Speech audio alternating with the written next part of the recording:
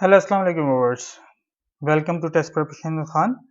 आज की इस वीडियो में हम कंप्यूटर साइंस के 25 एमसीक्यू सॉल्व करेंगे और जिसका टॉपिक है ऑफिस ऑटोमेशन और ये ग्रेड 9 की बुक का चैप्टर 3 भी है। और वो लोग जो कि पीएसटी या जीएसटी की तैयारी कर रहे हैं या पीटीएस का जो टेस्ट है जिसमें जूनियर क्लर्क वगैरह के हैं जिसमें कंप्यूटर का सेक्शन मौजूद होता है या एनटीएस का जो टेस्ट है उसमें कंप्यूटर का सेक्शन मौजूद होता है, ये उन सब के लिए वीडियो। तो चलें स्टार्ट करते हैं। हमारे पास 25 एमसीक्यूज हैं क्विकली। तो ये देखें, चैप्टर 3 है ऑफिस ऑटोमेशन क्लास 9 का, तो उसके एमसीक्यूज बनाए हैं मैंने ये। तो एमसीक्यूज नंबर 46 से हम स्टार्ट करेंगे। अच्छा, ये एमसीक्यूज नंबर 46 क्यों है? तो जो पुराने मेरे व्यूवर्स हैं उनको पता है कि इसी चैनल के ऊपर जो है आप डिस्क्रिप्शन में लिंक देख सकते हैं। चैप्टर 1 और 2 की जो एमसीक्यूज हैं ये देखें, ये मैंने सारे सॉल्व करवाए हैं। सही, तो उनके लिंक जो है वो डिस्क्रिप्शन में आपको मिल जाएगा अगर उसको रिवाइज करना चाहते हैं तो।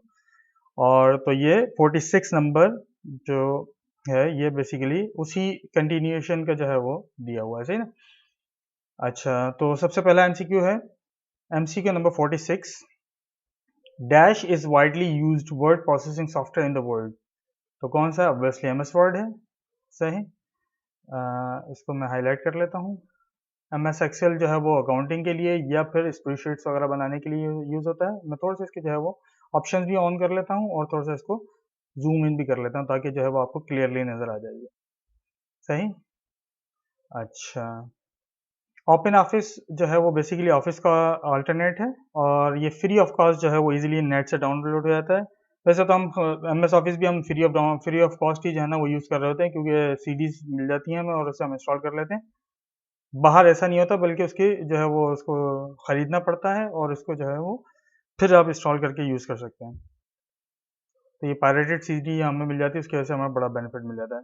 MCQ number 47 in MS word 2010। अच्छा, ये मैंने 2010 क्यों लिखा है? क्योंकि मेरे पास जो है वो 2013 है ये एमएस वर्ड।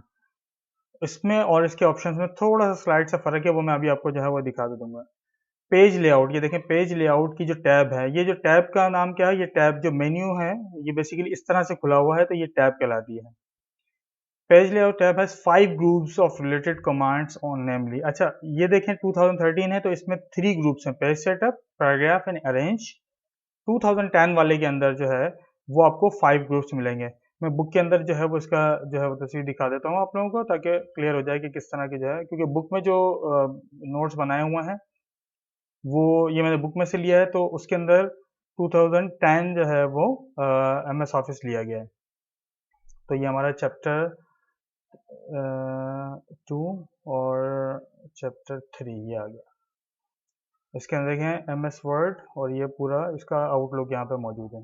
देखें पेज लेआउट यही आ गया। अब जो हम एमसीक्यू हमने जो अभी देखा था, तो बेसिकली मैंने इसी में से एमसीक्यूज बनाए। तो इसमें क्या क्या ऑप्शन देख सकते हैं? थीम्स पहला ऑप्शन है, पेज सेटअप दूसरा ऑप्शन है, पेज बैकग्राउंड तीसरा, पेज पैराग्राफ चौथा और अरेंज जो है वो पांचवा। तो मैंने पेज सेटअप क्योंकि इंपॉर्टेंट था तो इसको मैंने बीच में से मिस कर दिया और इसका एमसीक्यू बना लिया है। तो आप देख सकते हैं तो यहाँ पर क्या है कि कौन कौन से 5 हैं। थीम्स के बाद पेज सेटअप आएगा तो ये पेज सेटअप आपका ये ऑप्शन यहाँ पर मौजूद है। इसको मैं हाईलाइट कर लेता हूँ, ये इसका आंसर है। इसके अलावा page background, paragraph and arrange है। MCQ number 48। Dash group in page layout tab is a predefined set of formatting colors and settings that change the overall design and look of the entire document. ये क्या है? ये basically इसी के अंदर हम देख लेते हैं थीम्स यहाँ पर जो मौजूद है ना, इसमें क्या होता है ये थीम्स का ऑप्शन। अच्छा, इसके अंदर यहाँ पर मौजूद है। सिर्फ एक चीज़ और मैं क्लियर कर दूँ, यहाँ पर अगर आपको नेक्स्ट अगर आप देखेंगे आपके पास जो है अगर ऑफिस 2013 है तो ये देखें थीम्स जो है वो डिज़ाइन के अंदर डाल दिए हैं इन्होंने यहाँ पर, और पेज बैकग्राउंड यहाँ पर ये मौजूद है। डिज़ाइन के अंदर ये 2 ऑप्शन डाल दिए जो कि पहले पेज लेआउट के अंदर हुआ करते थे। तो टोटल 5 थे तो डिज़ाइन के अंदर डाल दिए 2013 में। अच्छा, थीम्स क्या है? ये आप देख सकते हैं इसमें लिखा हुआ ईच जो है वो थीम जो है वो यूनिक सेट है और जो कि क्या करता है कि पूरे डॉक्यूमेंट के ऊपर अप्लाई हो जाता है और पूरे डॉक्यूमेंट को जो है वो चेंज कर देता है। सही ना? इंस्टेंट जो है वो स्टाइल और जो है वो सारी चीज़ें उसमें चेंज कर आ जाती हैं। तो इसमें हम देख लेते हैं तो यहाँ पर हमारे पास क्या है? सी ऑप्शन होगा। सही ना? ओवरऑल डिज़ाइन और सारी चीज़ों को चेंज कर देता है, तो ये हम इसको ये ले लेते हैं। नेक्स्ट देख लेते हैं MCQ number 49. In MS Word 2010, page setup settings help us set the page layout. Properties such as margin, page layout, कौन कौन सी, margin, orientation and size. Orientation क्या, लैंडस्केप पोर्ट्रेट, साइज क्या है, ये डिफरेंट पेज के साइज होते हैं, अमूमन जो है वो हम A4 यूज करते हैं, सही ना। तो यहाँ पर ये ऑप्शन क्या है, ऑप्शन सी है इसका, सही। तो ये दो ऑप्शन मिसिंग थे, तो जो कि यहाँ पे आके कंप्लीट हो गया आपके, तो ऑप्शन आपका ये हो गया, option C, orientation and size. Margin के साथ ओरिएंटेशन और साइज के ऑप्शन मौजूद है। एमसीक्यू नंबर 15 देख लेते हैं। Page background, page background group, अच्छा ये ग्रुप है, यहाँ पे ये ग्रुप्स हैं सारे, और ये हैं टैब्स या मेन्यूज भी जिनको हम कहते हैं, सही ना। तो पेज बैकग्राउंड हमने देखा था यहाँ पर, ये हमारे पास बेसिकली ये देखें, उसके अंदर जो मौजूद था उस 2010 के अंदर, वो पेज लेआउट के अंदर मौजूद था पेज बैकग्राउंड, और डिज़ाइन के अंदर मौजूद है 2013 के अंदर, सही है। तो इसके अंदर कौन कौन से ऑप्शन है, 3 बटन इसमें मौजूद हैं, और आप देख सकते हैं watermark, page colour and page border, तो यही इन्हीं का पूछा गया, dash, page colour and page border. तो वाटरमार्क जो है ये पहला है, तो ये पहला ही आ जाएगा, ये ऑप्शन है इसका, वाटरमार्क। वाटरमार्क पता होगा, डॉक्यूमेंट के पीछे यहाँ पर जैसे लोगो वगैरह आप लाना चाहते हैं लाइट कलर का, ताकि आपको जो है जो भी डॉक्यूमेंट है उसके ऊपर पता चलेगा कहाँ से लिया गया, या फिर जैसे कॉन्फिडेंशियल वगैरह लिखा हुआ आता है, वो भी आप जो है वो बाय डिफॉल्ट इस तरह से करके ये वाटरमार्क आते हैं। नेक्स्ट देख लेते हैं MCQ number 51। The paragraph group allow, paragraph group कौन सा है, अब यहाँ पर आपके पास जो है अगर हम जाएंगे होम के अंदर, तो यहाँ पर आपके पास पैराग्राफ का ग्रुप बना हुआ है, ये देखें यहाँ ये पूरा एक बना हुआ है, ये पैराग्राफ की पूरी सेटिंग है, तो ये पैराग्राफ का पूरा ग्रुप है। Allows us you to set a few basic paragraph style and also adjust the dash and dash. क्या क्या चीज़ें, देखिए कलर और फॉन्ट इस तरफ है, यहाँ नहीं है। Indent and spacing, orientation and size, position and weight types, सही ना। अब देखते हैं इसके अंदर क्या क्या चीज़ें आपके पास मौजूद है, सही ना। अब आप देख सकते हैं ये इंडेंट है, ये स्पेसिंग्स हैं, सही ना। तो ये इस तरह से करके यहाँ पर जो है वो मुख्तलिफ चीज़ें दी हुई हैं। तो पैराग्राफ वाला जो है ये आपका जो वो किस लिए इस्तेमाल होता है, वो बेसिकली इसी के लिए इस्तेमाल होगा, क्योंकि हमने देख चुके हैं कलर एंड फॉन्ट्स यहाँ पर है, इंडेंट एंड स्पेसिंग इसके अंदर मौजूद है, सही। और फिर मैं आपको और भी दिखा देता हूँ, ओरिएंटेशन साइज हम देख चुके थे, पेज लेआउट के अंदर मौजूद है, यहाँ पर ओरिएंटेशन एंड साइज, और पोजीशन एंड रैप, सही ना। ये यहाँ पर जो है वो हम देख सकते हैं, मैंने ये निकाला था रेफरेंस में, यहाँ से लिया था, पोजीशन एंड रैप अरेंज के अंदर मौजूद है, ये देखें, ठीक है। तो इसके अंदर क्या है, इंडेंट एंड स्पेसिंग आएगा। नंबर 52 देख लेते हैं, अरेंज ग्रुप, ये देखें अरेंज ग्रुप है ये वाला। इन पेज लेआउट टैब, ये टैब है पेज लेआउट की, helps the user to quickly arrange graphical and other elements of the document in relation to the main textual context। ये किस, अच्छा ये मैंने सॉरी ये इसको ब्लैंक बनाना रह गया, अरेंज बेसिकली ब्लैंक बननी थी, टाइपिंग थोड़ी सी ज़्यादा थी, तो इस वजह से इसमें थोड़ा सा इस तरह से गलती हो गई। चलें, आपको पता लगा कि ये किस लिए इस्तेमाल होता है, कि डॉक्यूमेंट के अंदर जो टेक्सचुअल कंटेंट है उसको ग्राफिक के साथ जो है वो किस तरह से अलाइन करना है, तो उस काम में ये काम आता है, ओके। तो ये बेसिकली आपको आंसर मिल गया, इसका अरेंज है इसमें, सही ना।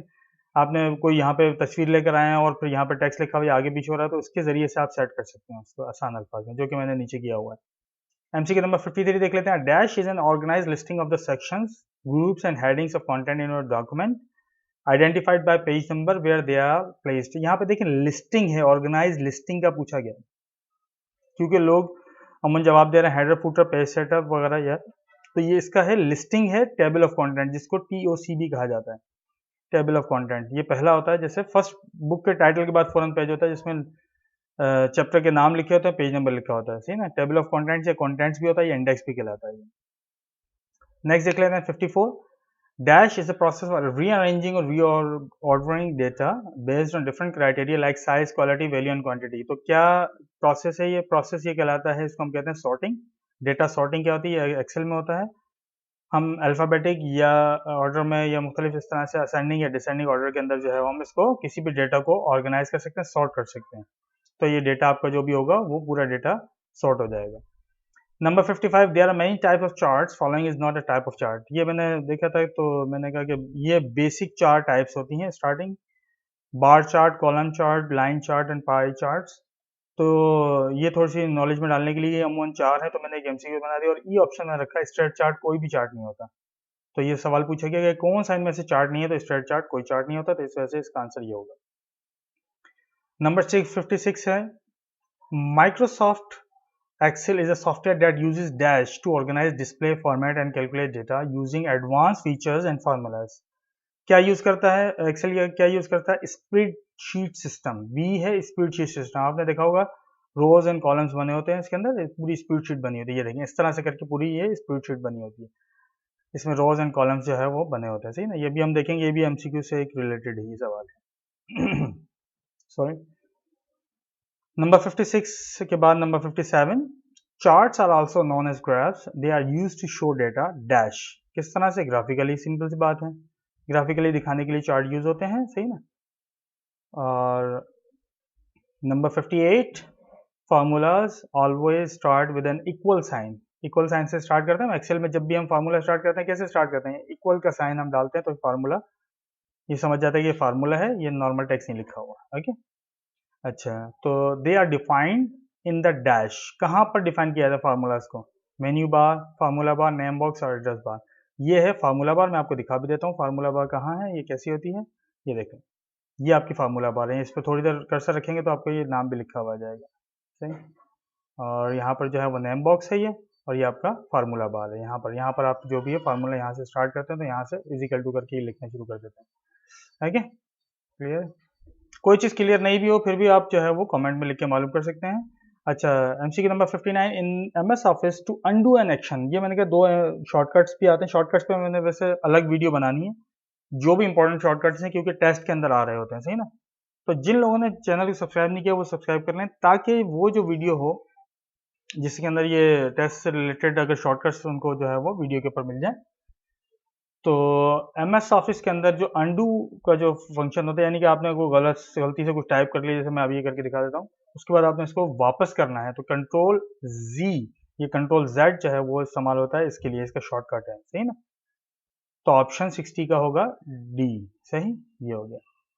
इसके अलावा एक्सेल के अंदर ही in an Excel following shortcut use to sum all cell value. Cell value को सम करने के लिए कौन सा शॉर्टकट यूज होता है?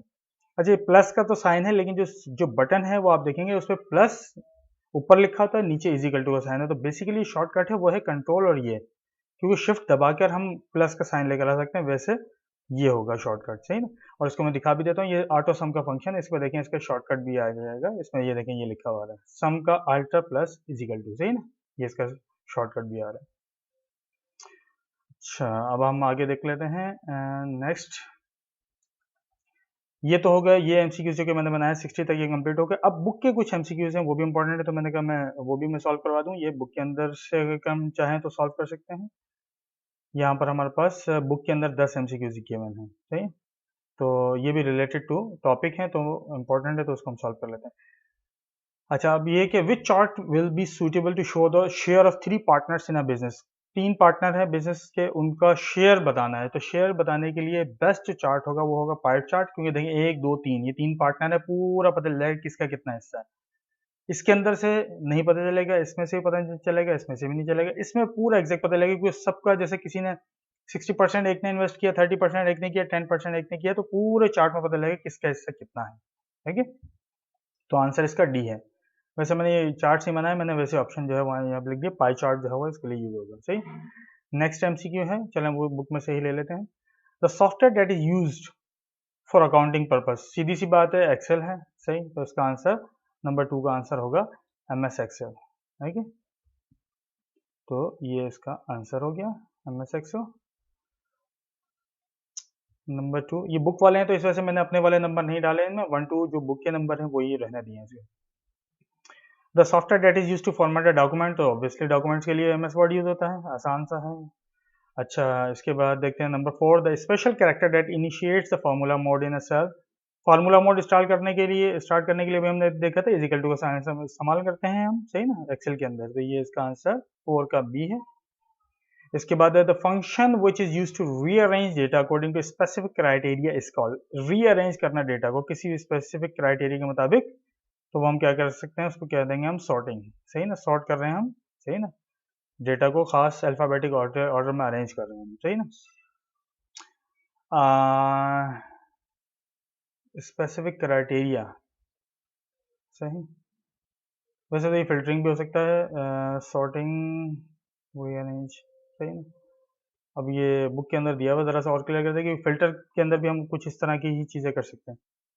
चलें आगे देखते हैं। If you want to change the overall design of a Word document we should use, क्या ये पूरा ओवरऑल डिज़ाइन आपने चेंज करना है तो उसके लिए हम थीम यूज़ करेंगे। ये थीम्स का ऑप्शन है, ये भी हम देख चुके हैं पहले, थीम्स का ऑप्शन भी। इसके बाद नंबर 7 देख लेते हैं, the correct formula to calculate the total in the given table, सही ना। अच्छा, इसके लिए मैंने पूरा ये टेबल ही बना लिया है, ये सारे फार्मूला दिए हैं, हम इसको हम एक एक करके हम देख सकते हैं कि क्या क्या है फार्मूला, लेकिन पहले मैं टेबल की तरफ, ये टेबल है, इसके अंदर यहाँ पर जो है वो टोटल करना है, फिर परसेंटेज करनी है, सही ना। पहले टोटल के लिए हम देख लेते हैं। टोटल के लिए या तो हम ऑटो सम भी लगा सकते हैं यहाँ पर, लेकिन जो बुक में गिवन है तो इसमें देखें B2, C2, D2 और E2, ये B2 है, B और ये 2 है, सही, C2, D2 एंड E2। यहाँ पर हम ये वाला फार्मूला, इसका मतलब है ये सही है। बाकियों को भी हम चेक कर लेते हैं, क्या करेंगे ये वाले फार्मूले।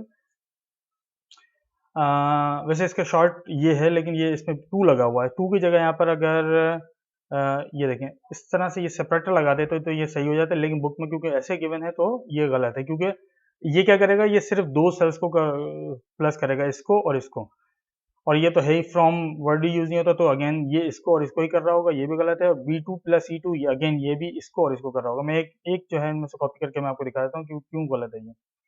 कंट्रोल C किया मैंने, उसके बाद यहाँ पे फार्मूला मैंने यहाँ पे पेस्ट कर दिया, सही। 1 मिनट, इसमें स्पेस आई हुई है, जबकि स्पेस इसमें ज़रूरी नहीं होती, तो ये देखें, ये अब आपका फार्मूला तैयार हो गया।